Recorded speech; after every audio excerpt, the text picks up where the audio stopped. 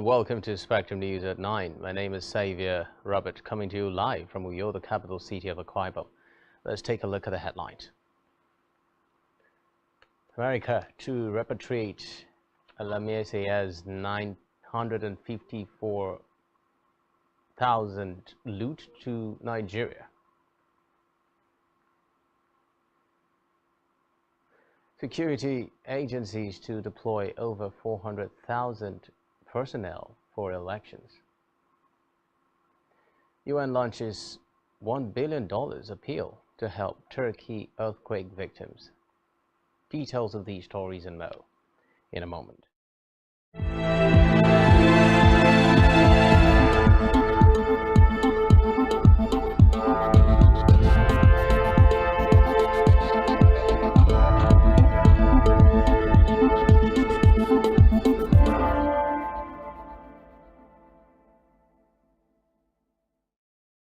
First in the news tonight, President Muhammadu Buhari has directed the Central Bank of Nigeria (CBN) to release the old 200 naira notes into circulation to coexist with the new 200, 500 and 1000 naira notes till April 10.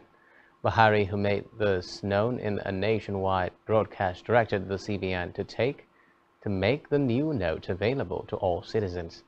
The president further apologized to Nigerians over the difficulty experienced in the implementation of the Naira redesign policy. Of the deadline for currency swap, I listened to invaluable pieces of advice from well-meaning citizens and institutions across the nation. I similarly consulted widely with representatives of the state governors as well as the Council of State. Above all, as an administration that respects the rule of law, I have also noted that the subject matter is before the courts of our land and some pronouncements have been made. To further ease the supply pressures, particularly to our citizens, I have given approval to the CBN that the old 200 naira banknote be released back into circulation and that it should also be allowed to circulate as legal tender with the new 200 naira, 500 naira and 1000 naira banknotes for 60 days from February 10th, 2023 to April 10th, 2023, when the old 200 naira note ceases to be legal tender. In line with Section 20, subsection 3 of the CBN Act 2007, all existing old 1000 naira and 500 naira notes remain redeemable at CBN and designated points. In the meantime, President Buhari has directed the Central Bank of Nigeria (CBN) to intensify collaboration with different anti-corruption agencies in checking the activities of those bent on frustrating the smooth implementation of the currency redesign policy. Buhari called on the Apex Bank to ensure that any institution or persons found sabotaging the implementation should be made to bear the full weight of the law. Meanwhile, the president has revealed that 2.1 trillion naira initially held outside the banking system had been successfully retrieved since the commencement of the CBN's cash policy. This tide, I have directed the CBN to deploy all legitimate resources and legal means to ensure that our citizens are adequately educated on the policy, enjoy easy access to cash withdrawal through availability of appropriate amount of currency and the ability to make deposits. I have similarly directed the CBN should intensify collaboration with anti-corruption agencies so as to ensure that any institution or persons found to have impeded or sabotaged the implementation should be made to bear the full weight of the law. In another development now, the United States of America today in Abuja said that it would return to Nigeria a sum of $954.8 million seized from the late former Bayelsa State Governor, Diapriye Alemeseye. The decision of the American government to repatriate the money to Nigeria was made public by the USA Ambassador to Nigeria, Mary Leonard. The information to the effect was communicated to the federal government of Nigeria through the Attorney General of the Federation and Minister of Justice, Abubakar Malami.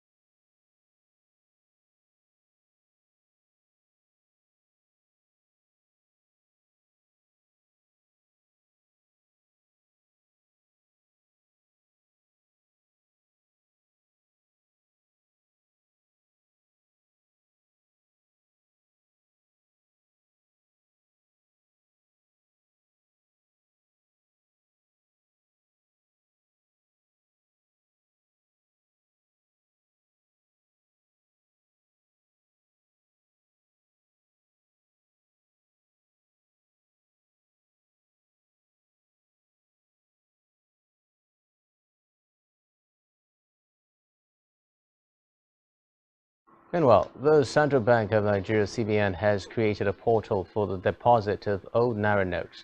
The Apex Bank published the notification titled Redemption of Currency on its website. The notification provided a link to the portal to enable the masses deposit old notes in their possession. According to the CBN, Nigerians can redeem their old 1,000 and 500 naira notes by completing an online form and generating a reference number through provision of bank verification number (BVN), email address, phone number, bank account details, depositor information including house address, as well as the total amount of the denomination to be redeemed, while the 200 naira old notes be redeemed after April 10. So on the cash swap policy, following the persisting naira note crisis that took a different ugly toll yesterday, aggrieved residents in different states of Nigeria, including Akwa Ibom State, trooped out in protest against the lingering scarcity of 200, 500 and 1,000 naira new notes.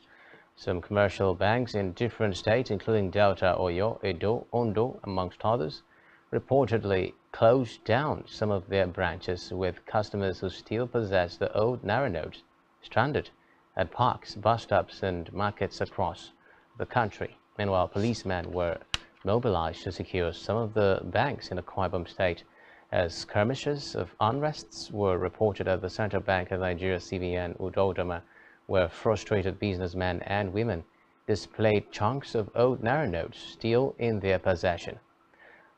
And they lamented how they will dispose of them with the latest CBN order in force. They further complained that the CBN's guidelines on depositing the old naira note were too stringent and inhumane, while pleading with the government to have a human face and assuage the plights of citizens. Away from that now, the federal government has named about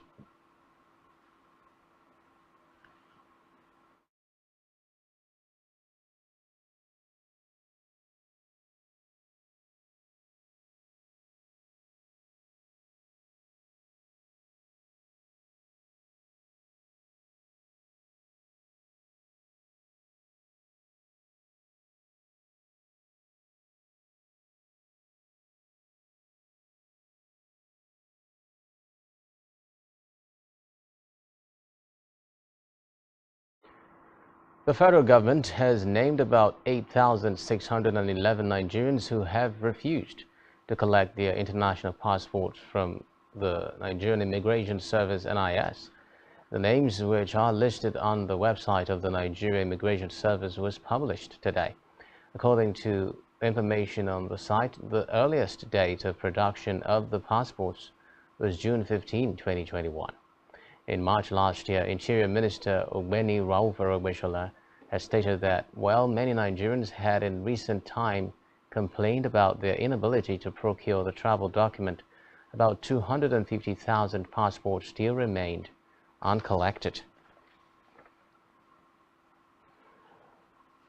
Elsewhere now, the Nigerian National Petroleum Company Limited (NNPCL) has said that the rehabilitation of 3 refineries in the country, which it has embarked on, will reduce fuel scarcity. NNPCL Executive Vice President Danladi Inuwa disclosed this during a workshop sensitization program with the Natives, a civil society organization in Abuja. He revealed that the Port Harcourt refinery will start operations by the second quarter of 2023, adding that the Warri and Kaduna refineries have been contracted for quick rehabilitation.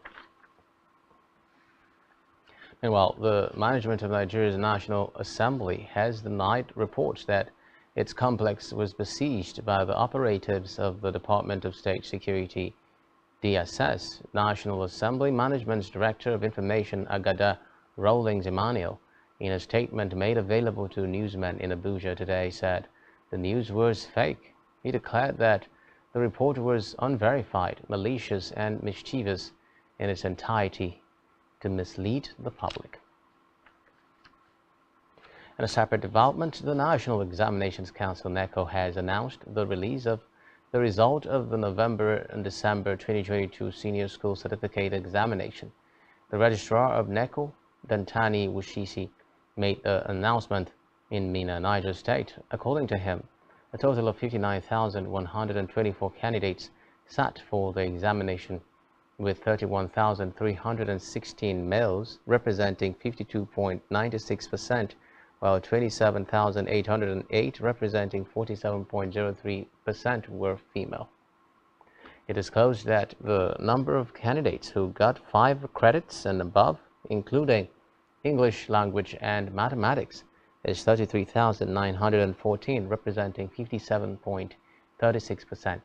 Speaking on the issue of examination malpractice, he said 11,419 candidates were booked for various forms of malpractice, as against 4,454 in 2021, which shows a rise in the number of malpractice cases.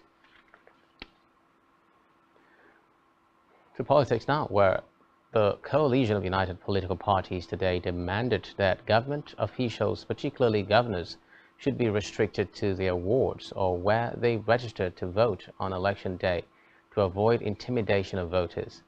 The opposition also released video footage of the third attack on the country home of its first spokesperson, Ikenga Ugochinyere, by gunmen on February 7, 2023. The co-spokesperson of COPP, Mark Adebayo, at a press conference in Abuja shown live on television, accused the Imo State government and police of the attacks. He also called on the Inspector General of Police, Usman Baba, to immediately investigate the attack so as to unravel the mystery behind unknown gunmen in Imo State.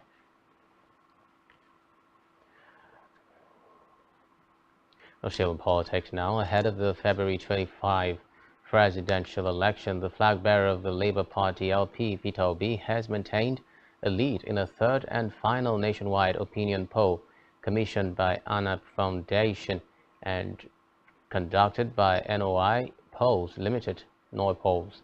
The result of the fresh poll was released by the president and founder of ANAP Foundation, Atedo Peterside. The third poll, which was concluded in the first half of February 2023, followed the 2 earlier polls carried in September and December 2022. In the meantime, Governor Nyesom Wike of Rivers State has said the possibility of him and 4 other aggrieved colleagues reaching a last-minute deal with presidential candidate of People's Democratic Party (PDP) Atiku Abubakar no longer exists. The governor spoke today at a media chat held in Port Harcourt, Rivers State capital. A group of 5 governors in the PDP, known as G5, led by Wike, is against the presidential bid of Atiku, arguing that his election as presidential candidate goes against the agreement to zone the presidency to the south.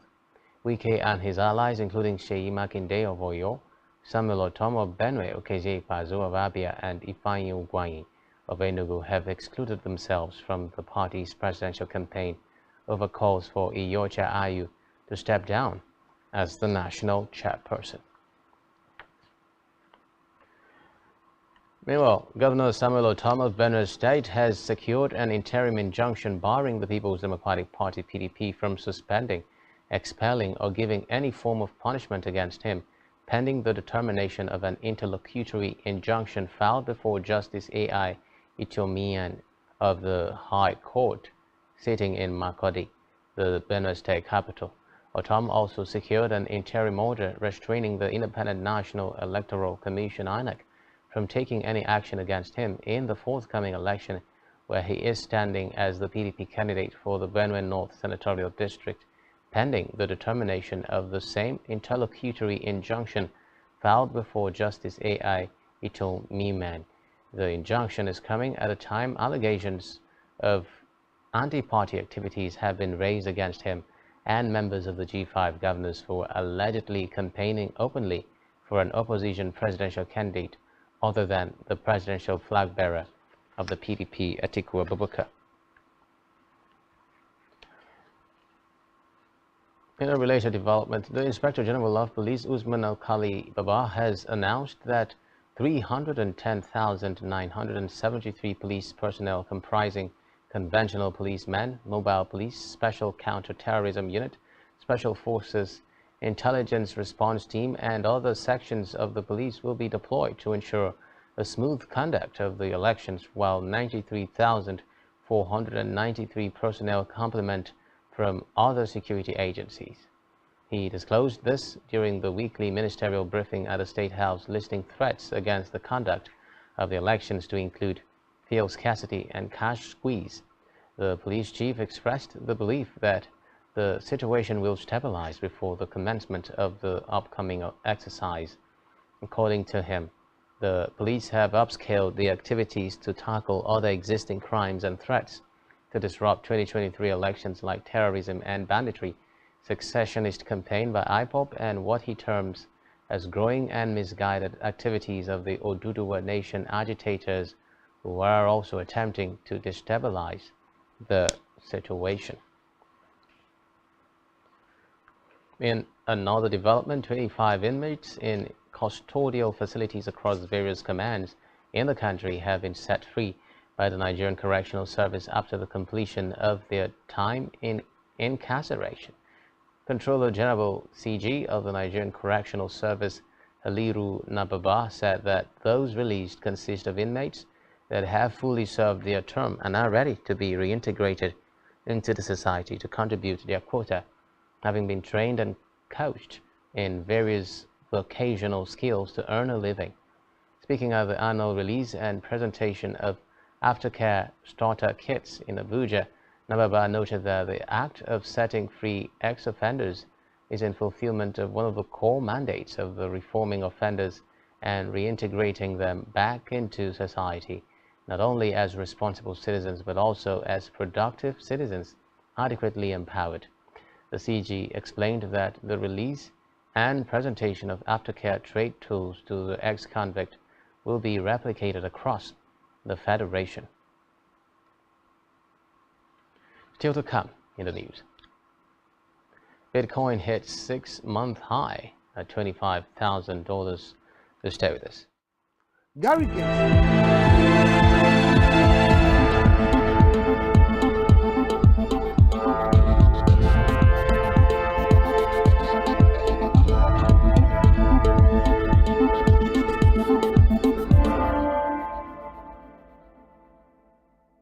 As Nigeria prepares for the general elections holding from 25th February 2023, broadcasters are enjoined to make ethical reportage their watchword.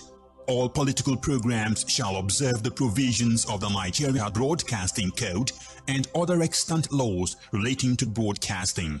All broadcasting stations must adhere to the principles of pluralism and ensure equitable airtime to all political parties or views. All political programs shall adhere to the general principles of legality, decency, and truthfulness. For the avoidance of doubt, the broadcast of a political campaign, jingle, announcement, or any other form of partisan party identification or symbol ends not later than 24 hours before polling day. Hate speech is prohibited. Be professional. NBC, your right to quality broadcasting. Announcer Management. One truth not often told is about the transformation that Africa has undergone in recent decades. Africa is shaping its own destiny and should be referred to as the African opportunity. On Spotlight Africa, we paint the African picture the African way, laced with truth, detail, and the color of the African continent. Join Uyai Anyekan every Tuesday and Thursdays at 4:30 p.m. Spotlight Africa, telling the African story.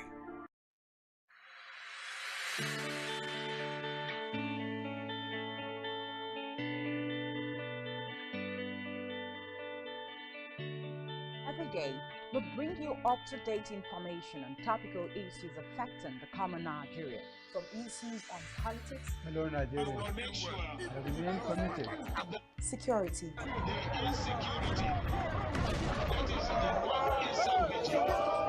education, health, lifestyle, and so much more. Join Janice Kobum and Uyai Anyekan every weekday from 7 a.m. to 9 a.m. on Rise and Shine Daily, exclusive on Spectrum Television.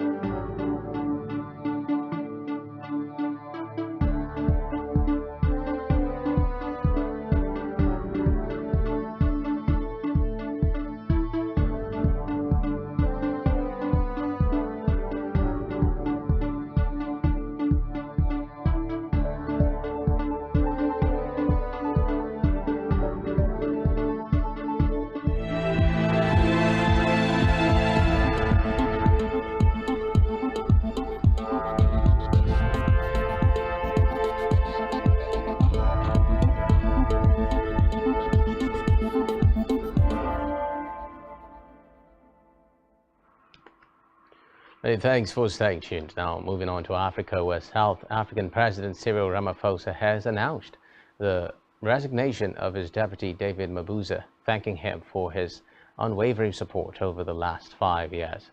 Reports say it comes as no surprise because Mabuza had already announced earlier this month that he would be stepping down. He will stay in the post until Ramaphosa announces his successor, widely expected to be ANC Deputy President Paul Mashatile. A cabinet reshuffle is expected next week once South Africa's annual budget is announced. Meanwhile, the government is under pressure to prove it has the answers to the country's economic woes and rolling blackouts. So in Africa now, the trial of 4 military officers and a policeman accused of plotting to overthrow the Gambian president continued at a high court in Banjul today. The 5 men including alleged ringleader Lance Corporal Sana Fadera, were charged with 5 counts including treason and inciting mutiny. Gambian authorities say they have secured worldwide red notice to arrest another suspect, Army personnel Lamin Jadama, who is on the run. Meanwhile, a state witness, Marabout, and Islamic teacher Yahya Manjang gave evidence in a court packed with the families of the accused. He told the court that police officer Bakari Jawara visited his house with another man last year, with Jawara allegedly asking for spiritual guidance because they intended to overthrow President Adama Barrow so as to rid the Gambia of poor living conditions and hardship. In the meantime, Israeli hackers allegedly hacked into the private conversation of 2 aides to Kenya's President William Ruto during last year's election. The investigation carried out by a consortium of journalists and published in outlets including Israel's Haaretz and The Guardian of the UK claims that days before Kenya's 2022 election, a hacker gave a demonstration of his capabilities, showing how he could use hacking techniques to infiltrate the messages of political advisors. According to reports, the undercover reporters posing as potential clients were given a guided tour of the hacked Telegram and email accounts of 5 different targets in Kenya, including Dennis Itumbi, who was a political advisor for William Ruto, then Vice President, and Davis Cheche, a former Chief of Staff. The report identifies the alleged hackers as former Israeli special forces led by an operative called Tal Anan. Elsewhere, illegal migration is now back to pre-pandemic levels, with Djiboutian authorities rescuing 383 undocumented Ethiopian migrants whose boat was at risk of capsizing in the Gulf of Aden in the past week alone. According to the UN Migration Agency, the rise in immigration around the world is being driven by the impact of climate change as well as conflict and loss of livelihoods. It reports that last year there were 150,000 crossings along the eastern route through Yemen and into Saudi Arabia and other Gulf states. Still in Ethiopia, where the security forces killed at least 3 people when they fired at people protesting against water shortage of water in the southern town of Walgate. According to reports, some 5 other people sustained injuries during the protests. The residents were angered by worsening water shortage in the town and held a protest in front of the city's water management office. In the meantime, Zambia's President Hakainde Hichilema says the country needs to double its power generation to grow the economy.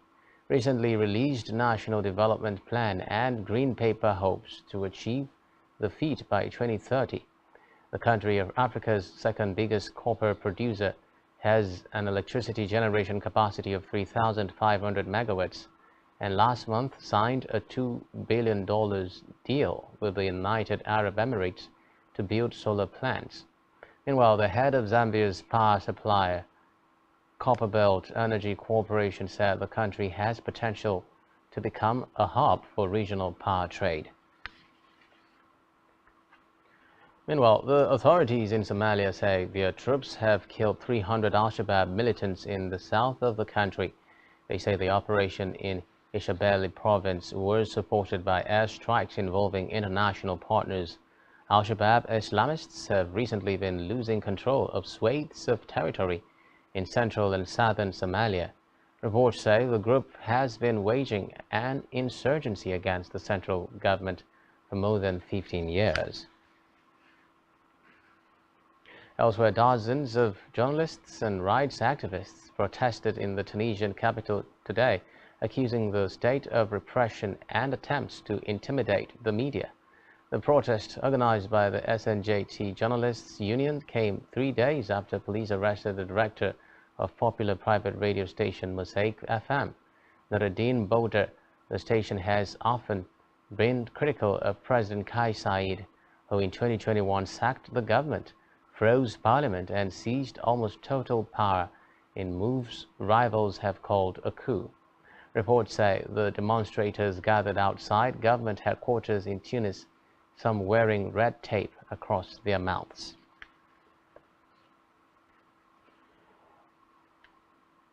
In the meantime, Ivory Coast has reopened its land borders, which was closed since March 2020 due to the COVID-19 pandemic. The government spokesman Amadou Coulibaly said Côte d'Ivoire had closed its land, sea and air borders on 22nd March 2020 when the world was barricaded against the pandemic. He added that while the sea and air borders reopened a few months after the pandemic, the land borders remained closed. Still in Africa, the electoral body in the Democratic Republic of Congo says it has started voter registration in 7 provinces in the eastern part of the country. According to the Commission, it is the last round of voter registration ahead of general elections scheduled for December this year. The Independent National Electoral Commission said voters will be registered in the volatile provinces of Ituri and North Kivu, as well as in the US and Canada. On the foreign scene, the United Nations launched an appeal for $1 billion today to help victims in Turkey of last week's catastrophic earthquake that killed thousands of people and left millions more in desperate need of aid. UN Secretary General Antonio Guterres said in a statement that the funds would provide humanitarian relief for 3 months to 5.2 million people. According to reports, the money would allow aid organizations to rapidly scale up vital support, including the areas of food security, protection, education, water, and shelter. Still on the foreign scene, Joe Biden, at 80, the oldest man ever to be U.S. president, spent this morning completing an annual medical checkup that political allies hope will give him the all-clear to run for a second term in 2024.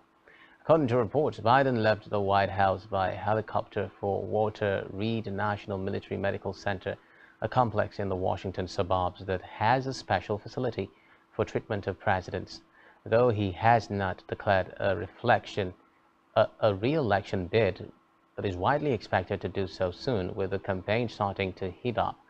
On the Republican side, so far, the front-runner is former President Donald Trump, whom Biden beat in the tumultuous 2020 election. In the meantime, turnout was sharply down today for new strikes in France against the bitterly opposed pension reform being debated in Parliament, with union heads hoping for a bigger showdown to come. The 5th day of action against President Emmanuel Macron's reform, whose deadline measure is raising the legal retirement age from 62 to 64, aims to keep up the pressure ahead of a wider mass walkout planned for March 7. But unlike previous strikes days, most main-line trains and the Paris metro were running normally, as fewer workers participated during school holidays across most of France.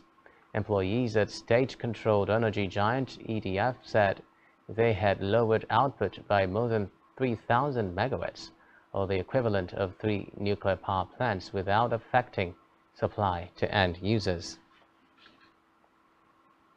Elsewhere, Spanish lawmakers today gave final approval to a law granting paid medical leave to women suffering severe period pain, becoming the first European country to advance such legislation.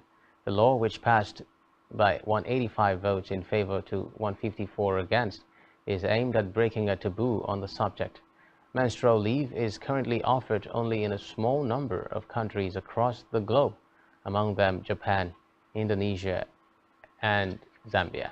The legislation entitles workers experiencing period pain to as much time off as they need, with the state social security system, not employers, picking up the tab for the sick leave. Meanwhile, South Korea called the nuclear-armed North its enemy in a defense document today, the first time in 6 years it has used the term, signaling a further hardening of Seoul's position towards Pyongyang. The two countries remain technically at war since the 1950-53 Korean War ended with an armistice rather than a peace treaty, and after the collapse of a rare round of diplomacy 2019, talks have stalled as Kim Jong-un doubles down on military development. Recall that the North Korean leader declared his country an irreversible nuclear state last year and carried out sanctions-busting weapons tests nearly every month, including firing its most advanced intercontinental ballistic missile. In response, Seoul's new conservative administration has ramped up joint drills with key security ally Washington, and in a new defense white paper referred to Pyongyang, an enemy of the South. Still on the foreign scene, Ukrainian Air Force says Russia has launched a massive missile attack on critical infrastructure facilities in Ukraine, firing at least 32 missiles. The agency posted on Telegram said at least 16 of the missiles were destroyed by Ukrainian air defenses, while some of the Kh-22 cruise missiles reached their targets, hitting critical infrastructure. The chief of staff to President Zelensky, Andriy Yermak, said Russia also launched drones in the attacks, noting that there were no casualties or injuries recorded. Now, in a related development, Norwegian Parliament has backed an aid package worth 75 billion Norwegian kroner, which is $7.4 billion for Ukraine to be spread out over 5 years. According to reports, Norway's parliament is backing the plan first presented on February 6 to the center-left government. The plan pledges 15 billion kroner annually in civilian and military aid between 2023 and 2027. Meanwhile, most Norwegian parties also approved the government's proposal to increase aid to developing countries affected by the war in Ukraine by 5 billion kroner due to the increase in food prices.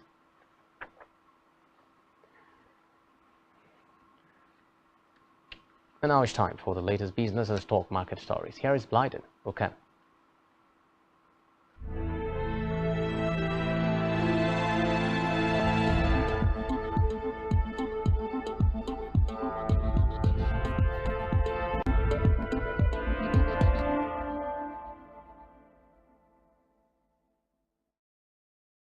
Thank you, Xavier Roberts. Good evening.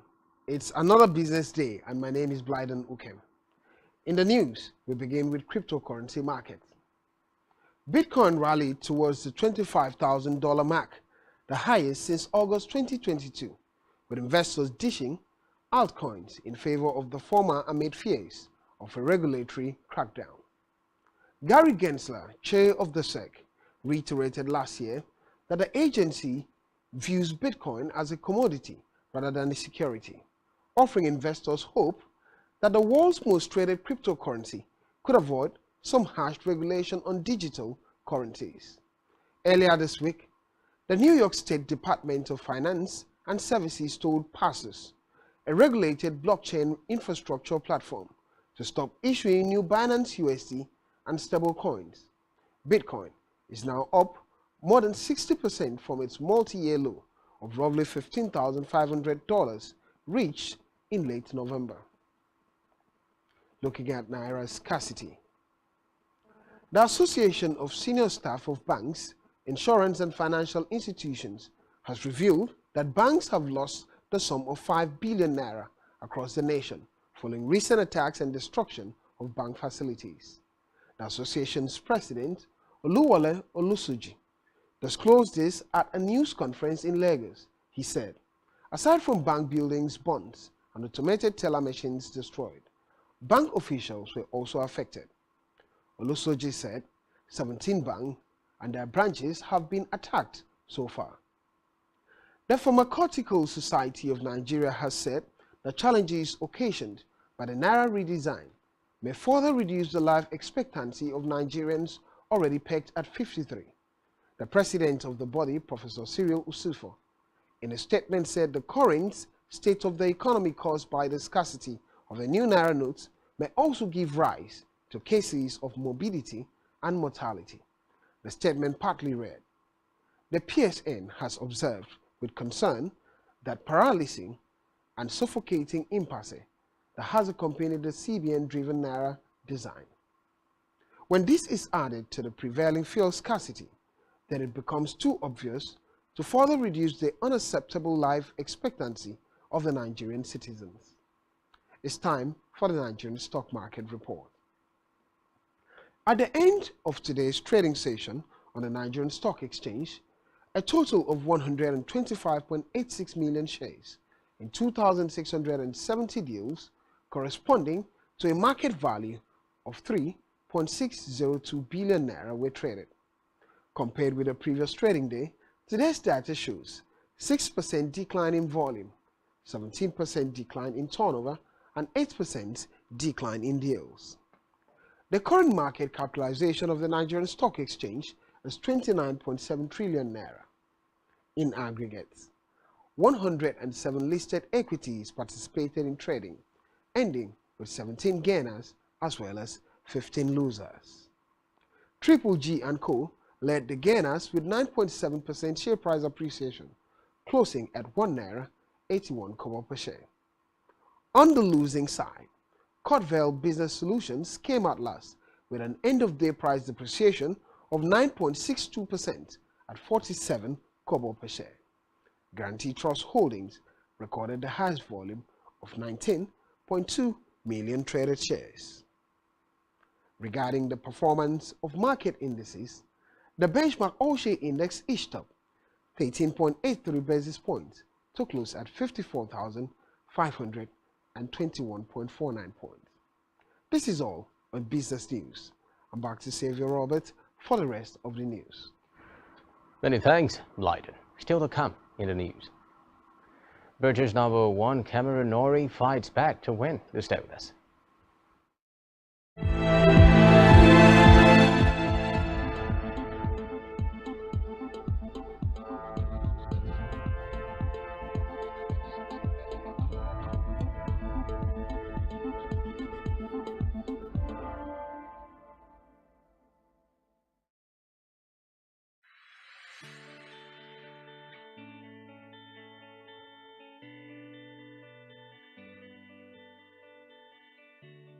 Every day, we bring you up-to-date information on topical issues affecting the common Nigeria.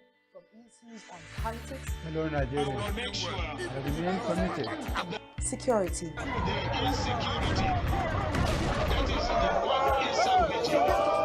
education, health, lifestyle, and so much more. Join Janice Kobum and Uyai Anyeken every weekday from 7 a.m. to 9 a.m. on Rise and Shine Daily, exclusive on Spectrum Television.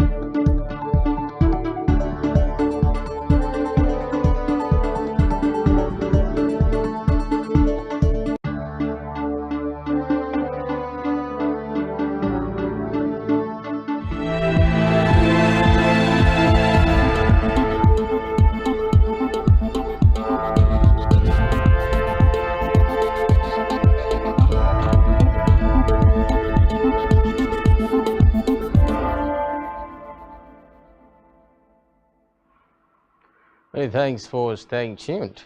In health, the Director General of the World Health Organization, WHO, Dr. Tedros Ghebreyesus, says 10,000 COVID-19 deaths were recorded globally in 1 week. The WHO DG disclosed this at a virtual media briefing on global health issues monitored by newsmen.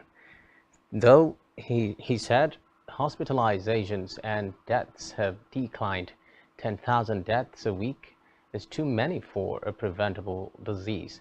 Reports say in Nigeria, 266,583 COVID-19 cases and 3,155 deaths were recorded across the 36 states and the Federal Capital Territory as of February 10, 2023. We head over now to Isaac for latest sports stories.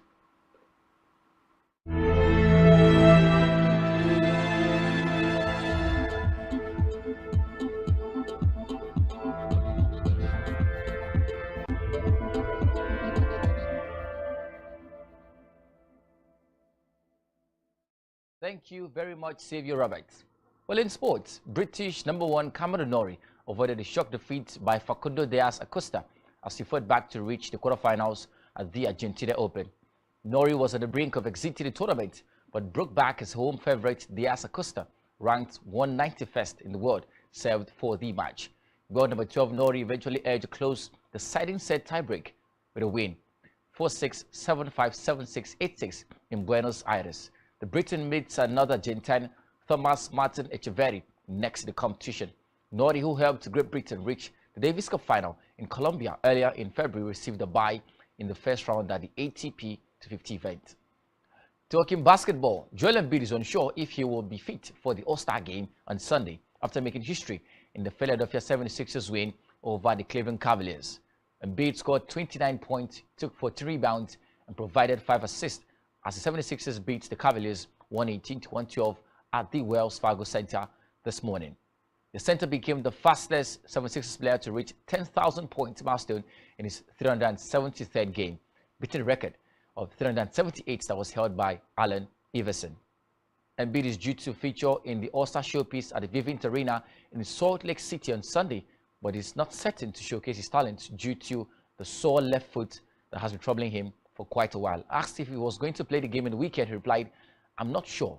I'm not healthy. I haven't been healthy for the past 3 weeks and a month."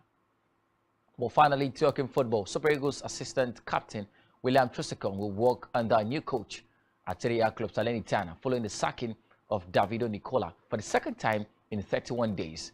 Statement from Salernitana following Nicola's sacking read, and I quote, "Salernitana announces that he had relieved Mr. Davido Nicola of his role as coach of the first team. Nicola, who is 49, was reappointed by Salernitana on the 18th of January, just 2 days after he had been sacked following an 8-2 defeat by Atalanta. Originally appointed in February last year, he has been replaced by former Fiorentina boss Paulo Sousa. Salernitana, by the way, 16th in the Italian top flight, 4 points above the relegation places after 22 games. Well, that's it on sport. I'm Isaac. Back to you, Xavier. Many thanks, Isaac. And on entertainment news, Nigerian content creator Nons Mirage, popularly known as Ada Jesus, has dispelled claims that she was in a threesome with Dino Malaya and her buddy Ash Marcy. Recall a few weeks ago, a controversial blogger posted a picture of Malaya, the spokesperson for the People's Democratic Party (PDP) Presidential Campaign Council, accusing him of having a sexual affair with Nons Mirage and her friend Ash Marcy. Nons Mirage, in an interview with media personality Chude Jidongwo's talk show, claimed that she ignored the ongoing online drama because Nadu called and advised her to ignore the rumors. She further added that the news, however, made her more famous. Still in entertainment, Nigerian music is set to take center stage at the NBA All-Star Game in Utah as superstars Rema, Burna Boy, and Thames are set to entertain spectators at the halftime show on 19th February 2023. The announcement made by the NBA is coming off the back of Fields' recent performance at the Brooklyn Nets Stadium, where he dazzled fans with his hit singles. The choice of the Nigerian trio to perform at the NBA All-Star Game is another high point of Nigerian music that has continued to soar in recent years, especially in the US. Lastly tonight, US actress Raquel Welch, often credited with paving the way for modern-day action heroines in Hollywood films, has died at the age of 82. The star passed away peacefully yesterday after a brief illness. Welch became an international sex symbol in the 1960s, widely remembered for playing a bikini-clad cave woman in the 1966 film 1 Million Years BC. She also won a Golden Globe for her role in 1974's The Three Musketeers.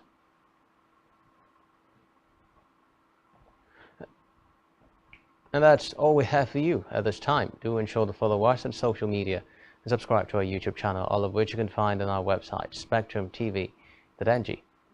You have been watching Spectrum News at 9. My name is Xavier Robert, wishing you a terrific night rest. Bye-bye for now.